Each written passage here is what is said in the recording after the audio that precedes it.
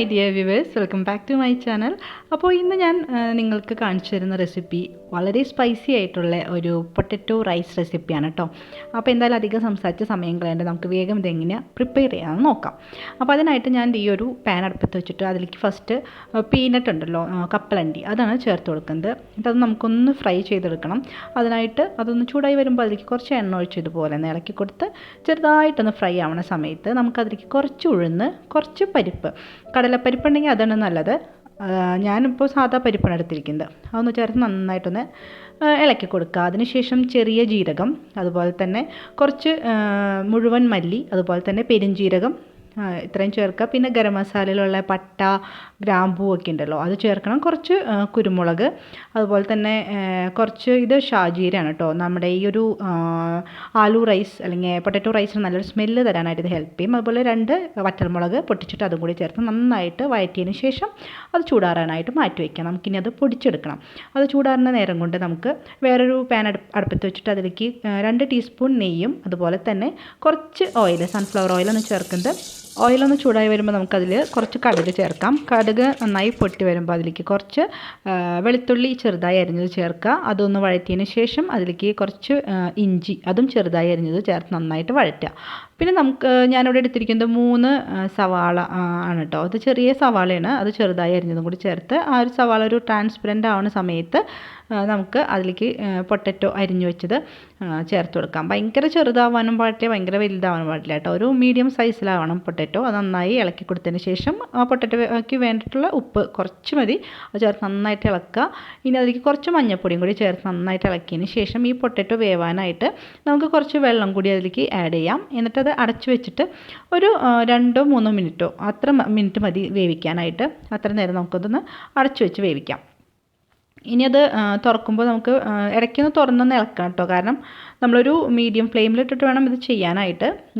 Potato എന്താ പറയുക, ഭയങ്കരമായിട്ട് വേവാനും പാടില്ല, അതുപോലെ തന്നെ അതിൽ വെള്ളമൊക്കെ വറ്റി അടിയിൽ പിടിക്കാനും പാടില്ല. ഇനി അത് തുറന്നതിന് ശേഷം നന്നായിട്ടൊന്ന് ഇളക്കിയിട്ട് അതിലേക്ക് കുറച്ച് മുളക് പൊടി ചേർത്ത് കൊടുക്കുക. നമ്മളുടെ എരിവിനനുസരിച്ച് മുളക് പൊടി ചേർത്താൽ മതി കേട്ടോ. ഇനി നമ്മളിതിൽ വേറെ ഒന്നും എരിവിന് വേണ്ടി ചേർക്കുന്നില്ല. നേരത്തെ കുരുമുളക് ചേർത്തിട്ടുണ്ടായിരുന്നു മസാല ഉണ്ടാക്കണതിൽ, അതും ഈ മുളക് പൊടിയുടെ എരിവാണ് ഉണ്ടാവുള്ളൂ. ഇനി എന്താ ചെയ്യേണ്ടതെന്ന് വെച്ചിട്ടുണ്ടെങ്കിൽ നന്നായിട്ട് ഇളക്കിയതിന് ശേഷം നമുക്ക് ആ മസാല നേരത്തെ നമ്മൾ മാറ്റി വെച്ചില്ലേ ചൂടാക്കിയിട്ട്, അത് പൊടിച്ചെടുത്തിട്ട് അതും കൂടി ഇതിലേക്ക് ചേർത്ത് കൊടുക്കാം. ഇനി നന്നായിട്ട് ഇളക്കുക. അതിലേക്ക് കുറച്ച് തൈര് ചേർത്ത് കൊടുക്കാം. ഞാനിപ്പോൾ എടുത്തിരിക്കുന്നത് ഒരു 3 ടീസ്പൂണോളം തൈരാണ് കേട്ടോ. അത് ചേർത്ത് ഇത് തൈര് ചേർക്കുന്നതിന് മുന്നേ ഒന്ന് സിമ്മിലാക്കുക തീയ്, എന്നിട്ട് വേണം തൈര് ചേർക്കാനായിട്ട്. നന്നായിട്ട് ഇളക്കുക. തൈര് ചൂടായി വരുന്ന നേരത്തെ തന്നെ നമുക്കതിലേക്ക് വേവിച്ച് വെച്ചേക്കുന്ന റൈസ് ചേർത്ത് കൊടുക്കാം. അപ്പോൾ ഈ റൈസ് ഞാൻ വേവിക്കുമ്പോൾ ഉപ്പ് ചേർത്തിട്ടാണ്, ഈ റൈസിലേക്ക് വേണ്ട ഉപ്പ് ചേർത്തിട്ടാണ് വേവിച്ചെടുത്തത് കേട്ടോ.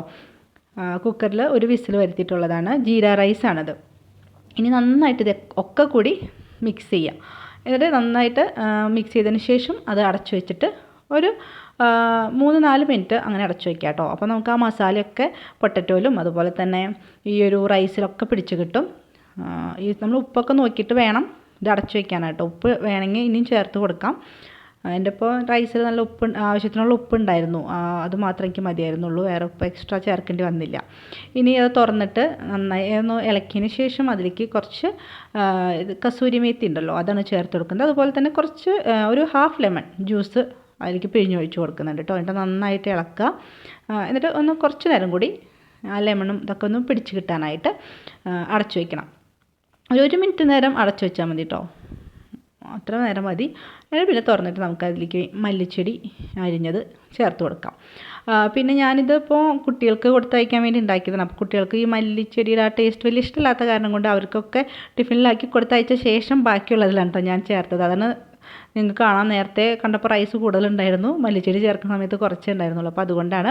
അപ്പോൾ മോന നിർബന്ധം എന്തെങ്കിലും വെറൈറ്റി ആയിട്ടുള്ള റൈസ് എന്തെങ്കിലും സ്കൂളിലേക്ക് കൊണ്ടുപോകണം. അങ്ങനെ ഞാൻ ഈ ഒരു പൊട്ടറ്റോ റൈസ് ഉണ്ടാക്കി കൊടുത്തത് നല്ല ടേസ്റ്റി ആയിട്ടുള്ള ഒരു റെസിപ്പിയാണ്. നിങ്ങളിത് എന്തായാലും ട്രൈ ചെയ്ത് നോക്കുക. നിങ്ങൾക്കും തീർച്ചയായും ഇഷ്ടപ്പെടും.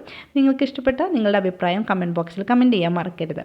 അതുപോലെ ചാനൽ ആദ്യമായിട്ട് കാണുന്നവരുണ്ടെങ്കിൽ ഒന്ന് സബ്സ്ക്രൈബ് ചെയ്ത് എന്നെ സപ്പോർട്ട് ചെയ്യുക. വീഡിയോ ഇഷ്ടപ്പെട്ട ഒന്ന് ലൈക്ക് ചെയ്യുക. അപ്പോൾ see you in my next video. Bye bye, take care.